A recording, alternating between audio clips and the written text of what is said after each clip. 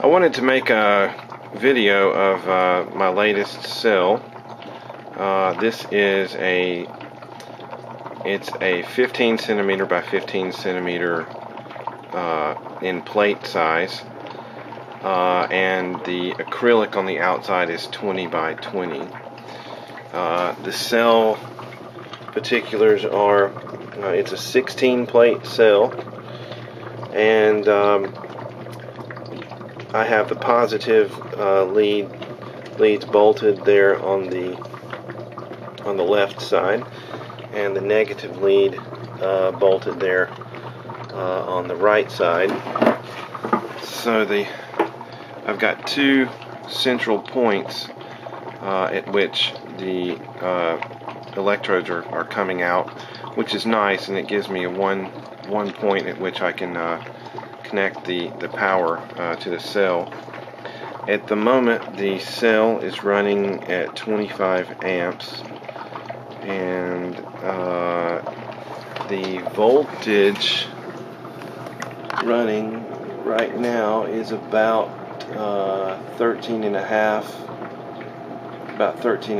volts.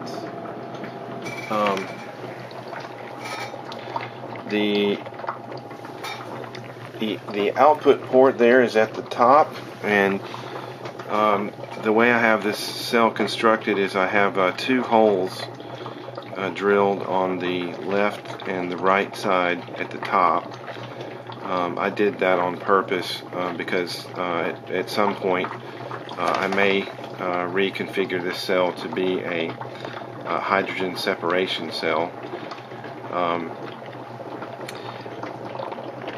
There is an inlet, actually water inlet port here on the front, and I currently have that one blocked, and I'm using the inlet port here on the back as my inlet, water inlet site. That's located at the bottom of the cell. I'm going to try to turn this around so that it can be seen, but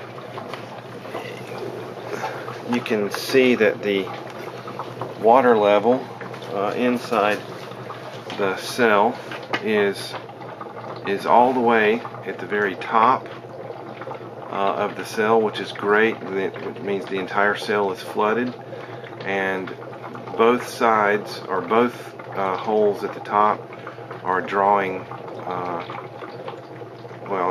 It's circulating. The water inlet port at the bottom is a staggered hole. The hole goes from left to right, and here on the front, the actual water inlet port that's blocked is actually located on the left-hand side. I was watching Advanced Hydrogen's video, and he mentioned that if you stagger the holes at the bottom, then that prevents parasitic voltage loss, and this has really improved the MMW on the cell. I'm running the cell right now at 25 amps, and like I said before, the voltage is about 13 to 13 and a half. I wouldn't measure that, but I only have two hands here.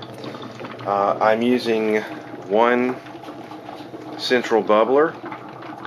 I have a valve connected to the water inlet port so that I can, when I need to change the electrolyte, then I can just shut that valve off and drain, or let the water drain back into the cell, and then I can just shut that off and take the whole thing and move it around. So that's actually something you need to have. It makes the water management a lot easier. The stainless steel bottle in the back is a safety feature. It's a safety bubbler. It has stainless steel, 2 stainless steel outlet ports. The one with the plastic zip ties is actually the gas inlet, and that bubbles down, and the one with the metal Jubilee clip is the gas outlet. And at the top is my pressure relief valve, and it's set and it works very well. Except for this test, I'm not going to be lighting anything, but I'm going to try to do an output test here to see what kind of liters per minute that I'm getting. And so I'm going to pull in my hose that I'm venting gas outside with right now, and I'll put this down in the water.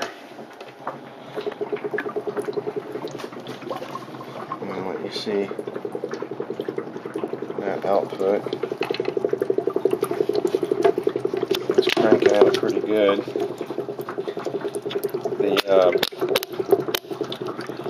I don't really have a liter meter yet on this, so it's kind of difficult to do the test, but if I get this hose position right, then I can just put my little 500 milliliter, here we go. That is a 3/8 inch hose, and if you look at the bubbles are pretty big. So let's see, I'm going to get my timer set up here.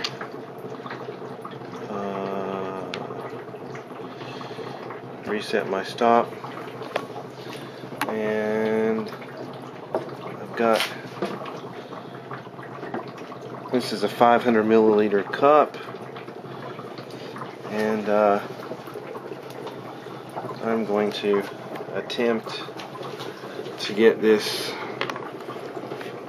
on video. I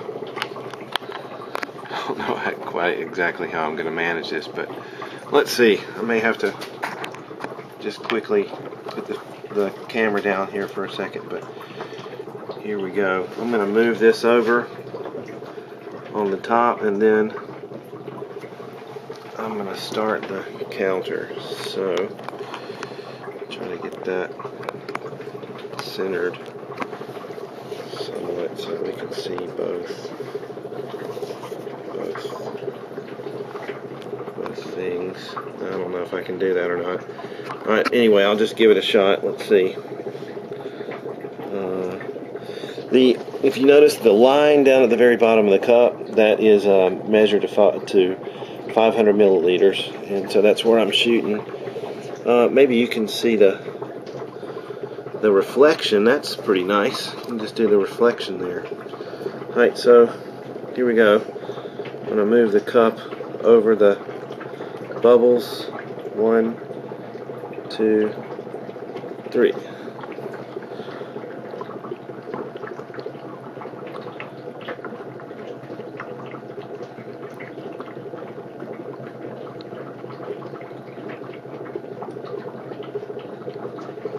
At that point, I'm going to stop it. Stop. Alright, that's 19.2 seconds. I kind of flubbed it up. I've been getting 18 seconds. But anyway, so that is my last calculation was, well, actually my best calculation was cell optimized and warmed up. Voltage was 13.3 to 13.2. Amperage was 500 milliliters at 17 seconds, and the total runtime was about 2 hours. As far as the heat that's on this cell, I mean, I can put my fingers on the cell. I mean, it's warm. Let me get a temperature measurement. This current run time, I started running the cell at about 8 o'clock.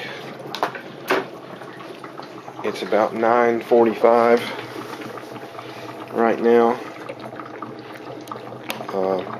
I'm plugging in my little thermometer here, and let me get a temperature reading on the cell after a run time. Ambient temperature right now is about 20 degrees.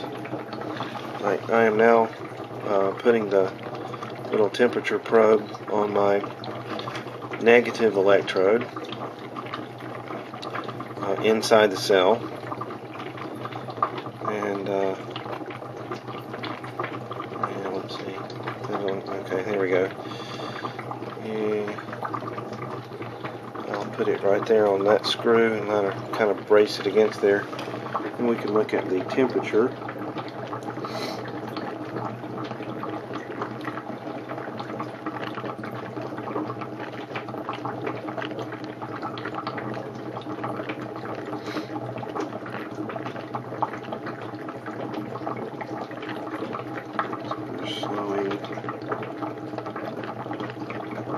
That's actually reading in Celsius, so it's 55.7 Celsius.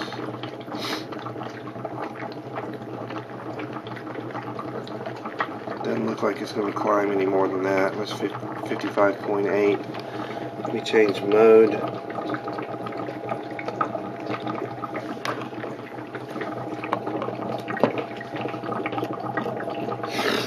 There's Fahrenheit. There is 130. Yeah, okay.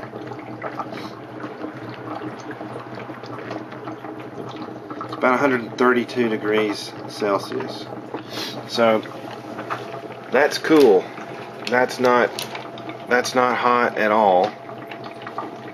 My 10 gauge wires on either side are cool to the touch. There's actually no heat that I can detect at all. Amperage is still solid at 25 amps. And this cell's really putting it out. I'm real happy with it. This one's going to go in my 2.5 liter Nissan Stagia wagon that I got here in Japan about 3 months ago. I'm real happy with that. I'm gonna make the next video I'll make is with this cell that's connected to a PWM. I just purchased the what is it? The KZX 1250 intelligent PWM, and that thing is amazing. I'm going to make a video of that very soon. I should have that delivered to me within the next couple of days. It's a PWM that senses the amount of voltage that your car is using and will automatically, you can set a certain amount of amperage that you want your cell to draw. Say for example it would be 20 amps, and that PWM will regulate and keep your cell at 20 amps and not go over it. It also has an alternator protection feature that if you turn on various appliances, or not appliances, but you turn on your heater, you turn on your air conditioner, or your anything that draws power in the car, and that it will automatically reduce the power to your cell so that you won't overtax your alternator.